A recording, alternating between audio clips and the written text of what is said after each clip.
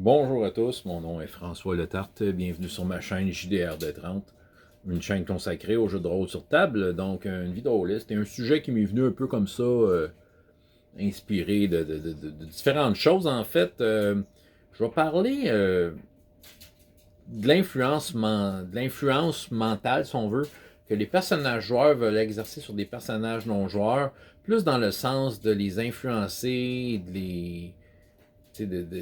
carrément les manipuler, carrément avec des jets de charisme, OK? Versus la possibilité d'avoir, dans certains cas, des sorts puissants qu'ils font. J'ai l'impression que les joueurs, des fois, ils veulent une solution facile pour ça. Tu sais, j'ai vu ça dans différentes tables une fois de temps en temps. Des tables d'enfants, des tables d'adultes, même récemment. En fait, j'ai vu ça le passé. Un peu, comment je pourrais dire, ce désir-là de profondément influencer un personnage non-joueur avec juste un bon roleplay, un test de charisme, puis mais des fois, veut dire, les circonstances font en sorte que c'est pas facile de même, mais c'est toujours de voir le joueur, t'es tout fier de me dire, faites un super tirade de roleplay, hey toi le méchant, ce n'est pas bien ce que tu fais, tu vas entendre raison, change ton plan. Roule un dé de charisme. 20 naturel, le joueur me regarde avec un air de défi, puis moi, il disait, ben, c'est pas vraiment de même que ça marche. Le joueur, dans son plus profond, le sait. Il veut dire, il vit dans la vraie vie. OK, le jeu de rôle, c'est pour la vraie vie. OK, allons voir les films. Je veux dire, dans tous les films, c'est de la négociation, c'est toujours, tu sais, c'est ça qui arrive, c'est quelque chose qui se fait pas en une shot, tu sais, c'est comme un jet étendu dans certains jeux qu'on appellerait ça, tu sais, dans le fond, c'est que c'est un, on fait ça en plusieurs tentatives, là, tu sais, c'est quelque chose qui se travaille tranquillement, pas vite, mais on dirait que dans les, tu sais, les fameuses maladies mentales de joueurs, là, aussitôt que tu as une feuille de personnage devant toi, tu as l'impression que tu peux sauter un ravin de 30 pieds de large, puis tu as l'impression que tu peux influencer, tu peux séduire le dragon, tu sais, OK, pour faire une image. On dirait qu'il pense ça, puis tu sais, c'est toujours, bon, c'est toujours un peu étonnant de voir la déception du joueur, de dire que sa belle tirade et son beau vin naturel a pas arrêté les plans de Darth Vader, tu sais, d'une shot, tu sais. Arrête d'être un méchant. Parlons-en donc de Darth Vader. Je trouve que c'est un bon exemple de méchant que, tu sais, il se fait négocier par Luke Skywalker. C'est du long terme, là. Tu sais, à un moment donné, c'est pas Luke Skywalker qui dit Hey, t'es un méchant, arrête. Tu sais, ça change pas de même. Non, non, non, ça se fait, tu sais, c'est longuement, tout ça. Puis à un moment donné, Darth Vader décide de changer, mais ça a été un effort. Ouais. Fait que, tu sais, non, en effet, c'est pas supposé se faire en un jet de charisme, ces affaires-là, selon moi. Tout dépendant de ce qu'on désire obtenir. Justement, si on veut séduire le dragon qui veut nous manger, ouais, bonne chance. Tu sais, t'as beau avoir des vins naturels. Ce que je peux t'octroyer plus ou moins, c'est que souvent ce que je fais dans ce temps-là, si j'ai. Premièrement, si j'ai dit oui, tu peux lancer le dé, bon, qu'est-ce que je vais t'obtenir? C'est peut-être un avantage sur un autre personnage qui veut faire quelque chose à ce moment-là et que le dragon l'en empêcherait. Ne serait-ce que d'attaquer le dragon ou aller voler quelque chose dans son trésor. Tu sais, il y a peut-être moyen que le dragon s'intéresse à toi. Tu sais, un peu, là, il tirait à la sauce avant qu'il te tue, là. Fait qu'il y aurait un peu de ça. Sinon, si c'est juste un garde, un bouncer dans une taverne, puis qui veut pas te laisser rentrer parce qu'il dit qu'il y a trop de monde, tu sais, ok, oui, là, c'est pas pareil. Le gars, oui, il a une job, mais tu sais, une coupe de pièces d'or, un bon jeu, un bon roleplay, ou sans le roleplay, là, juste comme, tu sais, l'intention du joueur est claire, puis il a fait un bon jet, puis il a préparé son affaire, tu sais, il a préparé son argent, puis c'est ça. Fait que, tu sais, oui, tu sais, ça dépend de c'est quoi qui est mis en jeu ici. Parlons donc de ce qui est efficace, c'est la magie. Si la magie est disponible dans le monde que vous utilisez, c'est sûr que là, c'est ça qui arrive. Tu sais, le Charm Person, le sort de charme, ça c'est efficace. C'est-à-dire, aussitôt que ça fonctionne, cette affaire-là, la personne est persuadée qu'elle est ton ami. Souvent, ce que les joueurs veulent obtenir avec un jet de charisme, c'est l'équivalent d'un Charm Person. Je l'ai vu souvent, là, quand on dirait que c'est ça qu'ils veulent. Ils veulent de quoi d'aussi fort, tu sais. Regarde, je fais un test de charisme, puis je lui demande de sauter dans le puits, tu sais. Euh, non, c'est ça, mais dans un Charm Person, il y a moyen de faire sauter quelqu'un dans un puits, tu sais, pour... si tu lui donnes une bonne raison, ben, tu sais, il est tellement ton ami qu'il veut faire ça. J'exagère peut-être. Ça, c'est drôle. Je veux juste ouvrir une parenthèse. Ça, c'est drôle parce que j'ai vu, peut-être avec des tables de plus jeunes, là, Mais c'est toujours drôle de voir comme en plein combat, OK? Il y a un gros combat, comme des orques, mettons, tu sais. Puis quelqu'un fait Charm Person en plein combat sur un orque, correct? L'orque rate sa sauvegarde, devient l'ami du groupe. Mais tu sais, l'orque dans sa tête, il n'est pas devenu l'ennemi des orques, tu sais, il est juste... il est juste... comment je pourrais dire? Il est juste comme ami des joueurs. Fait que là, lui, c'est la confusion totale. Il voit ses amis se faire massacrer par les amis de son nouveau meilleur ami. Tu sais, puis c'est comment ça se fait qu'il se massacre. C'est ça. C'est toujours drôle de voir les joueurs qui vont lancer ce sort-là dans des places inappropriées. Disons que ça fait des choses de cocasse. Donc, on parle ici de Charm Person qui est efficace, ou dans Star Wars, les ceci ce ne sont pas les droïdes que vous cherchez. Fait que ça, déjà en partant, c'est super efficace, là, mais c'est de la magie, c'est ça, c'est spécial. Les tests de charisme, comme je dis, c'est quelque chose qui se fait à longue haleine, mais ce que je déplore dans la plupart des jeux de rôle, c'est que souvent dans les règles de base, c'est pas nécessairement mécanisé ces affaires-là, et c'est quelque chose qui mériterait de le faire, parce que je trouve que c'est des situations qui arrivent souvent, même à Donjon, qui est un jeu qui est pensé pour les combats, toujours le moment où il y a quelqu'un qui veut essayer d'influencer quelqu'un juste par la parole, puis qui prend pas la magie. Ça serait le fun que la mécanique soit plus claire. Je ne sais pas si dans Dungeon Master's Guide, il y avait des guides. Sûrement qu'il y a des règles qui sortent sur Internet, c'est ça, de mécaniser ça. Mais je trouve que c'est ça qui manque souvent, puis pourtant, c'est des situations sociales dans lesquelles on essaye d'influencer un personnage non-joueur. C'est ça, de mécaniser ça. Il y a quand même des exemples que j'ai en tête. Ne serait-ce que dans Donjons et Dragons, mais écoute, des vieilles éditions, je me souviens que dans BX, OK, dans la version de la boîte rouge de Moldv, il y avait une table de la réaction des monstres. Imaginez donc, là, 40-50 ans de tout ça, il avait pensé à ça. Peut-être pas de cette façon-là, mais reste que cette table-là peut être utilisée. Il s'agit que tu penses à ton affaire puis que tu manipules un peu comment utiliser la table. Mais c'est une table de réaction des monstres. OK? À quoi qu'elle servait au départ? C'est si tu rencontrais des monstres dans un donjon un peu par surprise. Ça permettait de déterminer c'était quoi leur attitude face au groupe de personnages. Fait qu'avec un peu de chance, il était amicaux même. Il était amicaux et aidant. Ou du moins, il était peut-être, comment je pourrais dire, indifférent, ou il était hostile, ça dépend. L'honneur de jeu pouvait peut-être jouer donner des bonus, des malus selon les circonstances, mais déjà, en partant, ça positionnait les personnages non-joueurs, donc, s'il s'agissait de les influencer, tu savais d'où ce que tu partais quand tu voyais comment les monstres réagissaient. Puis, cette table-là pourrait être utilisée pour dire, OK, les joueurs font un roleplay ou donnent des bonnes idées pour essayer d'influencer les monstres, de les mettre de leur bord. Fait que, dans le fond, en jouant sur cette table-là, il y a moyen de retourner sa table avec des malus, des bonus, c'est ça. Mais il y avait déjà comme de quoi de mécanique au niveau de comment le personnage non-joueur réagit face au joueur. Donc, à savoir est-ce que ce personnage-là, si justement il est amical, est-ce qu'il est manipulable? Est-ce qu'il va rendre service au personnage? Évidemment, dans la limite de ce qu'il est capable de faire ou de ce qu'il est capable d'accepter. Parce qu'au final, c'est un monstre qui est au service du boss du donjon. Et probablement que même s'il aime bien le personnage, il est quand même au service de l'autre pour peut-être des bonnes raisons. C'est ça, c'est de creuser ça. Mais reste qu'on a une table sur laquelle on peut, genre de thermomètre, on peut situer les personnages non-joueurs et leur attitude. Je me souviens qu'à True 20, je pense que je vais vous le sortir. Là, je sais qu'il est dans le main game master screen. Il y avait quelque chose. C'était pas 100% parfait, mais on l'utilisait gros parce que dans la campagne que j'ai faite, L'Arme des Dragons, dans laquelle j'ai exploité beaucoup de True 20, JP avec Urto, il le faisait beaucoup de ça. Il faisait beaucoup de roleplay. Fait qu'il y avait une façon mécanique de régler ça. Fait que tu avais la table d'influence. Ça peut être intéressant parce que c'est quand même le système de 20. Fait que ça pourrait être prêt à donjon. Fait que faites un screenshot. Tout le monde, 1, 2, 3, go. Donc, comment ça marche? Tu as l'attitude, un peu comme la table que je vous disais de BX, dans laquelle, hostile, unfriendly, indifférent, c'est ça, puis amical et aidant. OK? Donc, c'est ça. Fait que là, tu as comme l'attitude de départ et tu avais la difficulté pour la nouvelle attitude à atteindre. Ça veut dire que, mettons, tu étais hostile, mais que tu veux qu'il devienne friendly, amical, c'était 35 de difficulté. OK.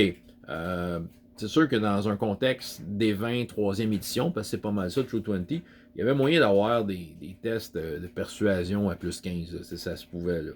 Ce qui faisait qu'il fallait que tu pognes 20, c'est ça. Mais Hurto, avec la magie, avec bien des affaires, il arrivait à changer des attitudes. Mais au moins, c'était mécanisé. Puis, il y a peut-être moyen de mettre des trucs de même. C'est ça, c'est une table plus pour la magie, mais la familiarité avec la cible, tu pouvais peut-être utiliser ça. Quelqu'un que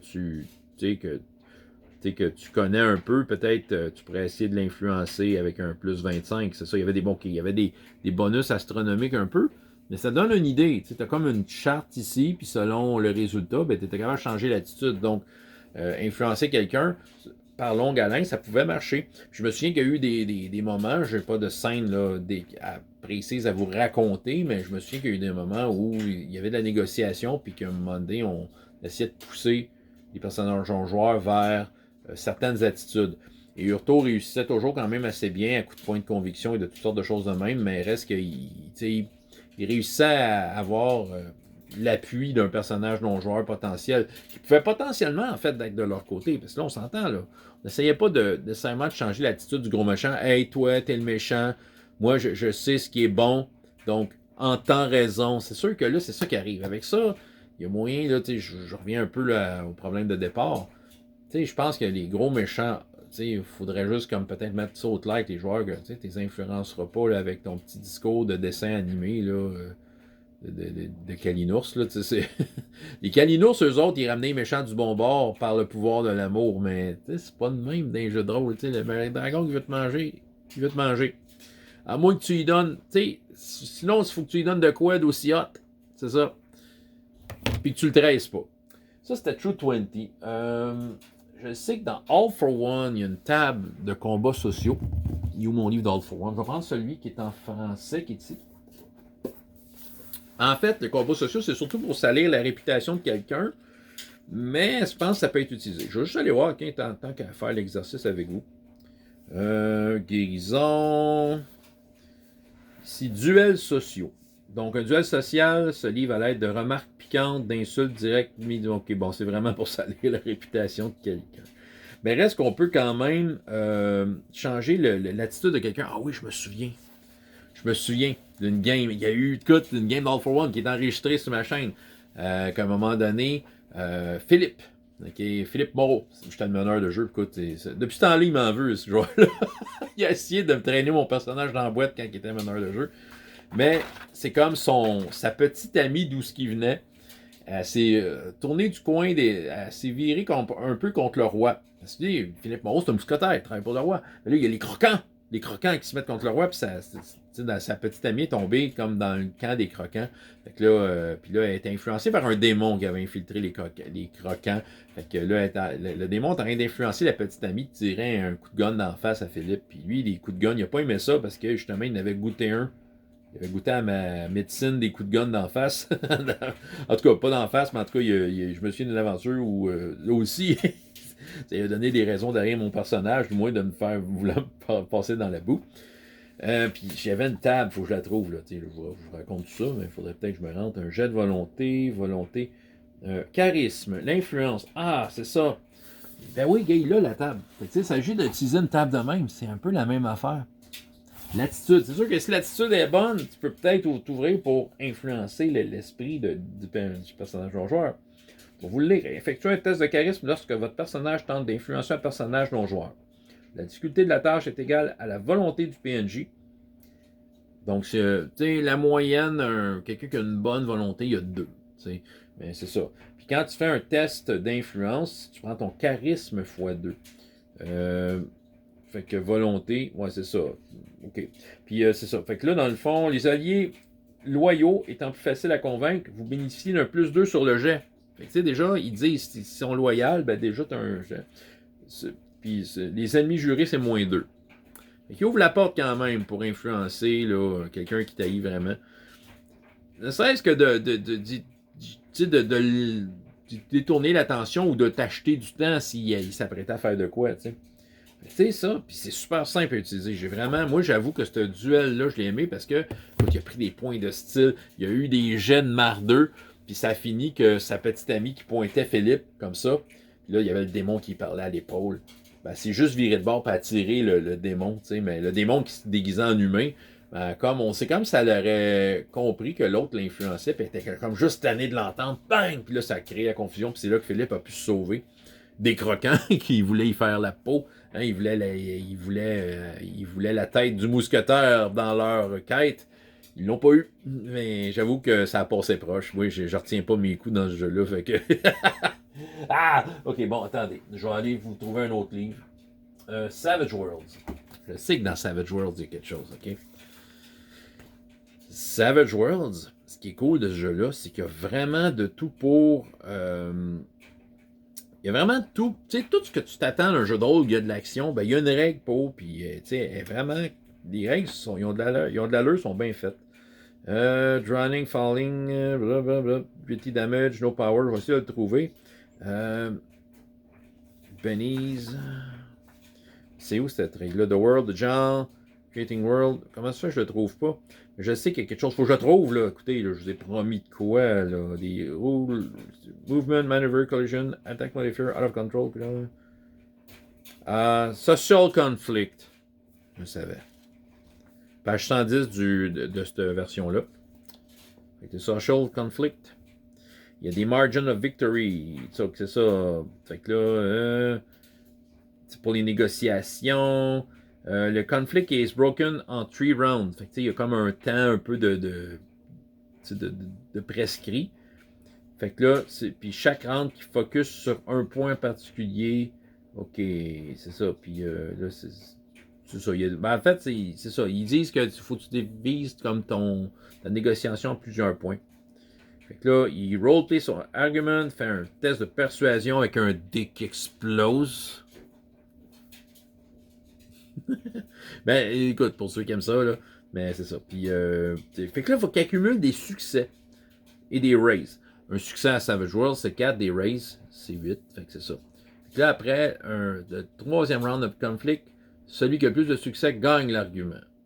Puis là, il y a comme un margin of success. Fait que là, c'est ça. Fait que là, c'est sûr que là, c'est très, très mécanisé. Mais, ouais, il y a comme une marge de succès. T'sais, dans le fond, si les succès, mettons, tu as juste un succès, la cible n'est pas vraiment convaincue, ben, qu'elle décide que on est mieux d'être prudent que de regretter. Fait que c'est ça. Bon, okay. Tu as gagné, mais c'est un succès minimum. Parce que 5+, the target is sure of his decision. La cible est sûre de sa décision. Puis tu sais, c'est pas bien long, là. Fait que dans le fond, là, il y a moyen de mécaniser des affaires. Là, c'est ça qui arrive. J'ai vu des situations dernièrement. Et je me dis, écoute, ça m'a fait cliquer parce que je me suis dit, écoute, il y a peut-être moyen que c'est sûr, c'est de la préparation, mais de peut-être faire une échelle, tu sais, une échelle de grandeur sur comment on peut convaincre un ennemi s'il y a lieu, genre de thermomètre, mais le thermomètre devient de plus en plus d'étapes si le méchant est vraiment plus convaincu de son affaire, que c'est un méchant qu'on peut pas convertir de même, quelque chose qui peut se convertir en plusieurs affaires, et de rapidement perdre du terrain, aussitôt que le méchant est là, c'est de le cuisiner de la bonne façon, juste au bon moment, ne serait-ce pour qu'il soit plus vulnérable, qu'on puisse l'enfermer, y faire un job de psychologie d'asile, puis qu'il soit gentil 5 minutes, après de reprendre ses activités, mais tu sais, du moins, vous comprenez. Dans le fond, c'est de... Comment je pourrais dire? C'est de le cuisiner, mais longuement, mais tu sais, ce serait comme plus genre son attitude, où est-ce qu'il se situe au moment où les personnages l'abordent. Mais pas que ce soit un jet de charisme qui fasse la job qui remplace un sort de charme. C'est ça, c'est ça qui me dérange. Mais je pense que c'est ça. Je pense que, tu sais, en fait, parlez-moi de comment vous réglez ça. Et parlez-moi de mécaniques que vous connaissez, tu sais, comme de façon mécanisée pour influencer un personnage non-joueur. Ne serait-ce que pour donner un coup de main à ceux qui font un peu moins de roleplay, mais qui ont comme, ils veulent quand même, ils ont une bonne idée, ils ont une intention, puis ils veulent la mettre de l'avant. Donc, c'est ça. Fait que, on peut discuter de ça. Fait que, voilà, c'était mon sujet d'aujourd'hui. Un peu plus long que je pensais, mais on a pris le temps de fouiller un peu dans certains jeux que j'ai ici. Je suis sûr que j'en ai d'autres qui ont ce genre d'affaires-là, mais néanmoins, je pense que c'est un sujet qui mérite d'être abordé parce que souvent, c'est des petites mécaniques simples, mais je pense que ça mérite d'être plus mécanisé. Il existe des jeux, évidemment, qui sont plus portés là-dessus. sais, je le connais pas le jeu, là, mais il y a un jeu de rôle, je pense que c'est un PBTA, en fait, là, qui est basé sur les romans de Jane Austen. Fait que clairement, on n'est pas là pour se battre, on est là pour socialiser. Et cette socialisation-là nous élève ou nous rabaisse selon ce qui se passe dans l'histoire. C'est beaucoup basé là-dessus. Fait que clairement, il doit y avoir une mécanique à ce niveau-là. C'est laquelle? C'est ça. C'est un exemple que je lance parce que je sais que le jeu existe. Puis clairement, je m'imagine que c'est ça le sujet. Voilà. Fait que c'est ça que j'avais à vous raconter. C'est assez, 20 minutes, c'est ben trop long, hein? François Le Tarte, JDR de 30. Et jusqu'à la prochaine fois, il y a autant de plaisir dans la vie que dans les jeux. Au revoir.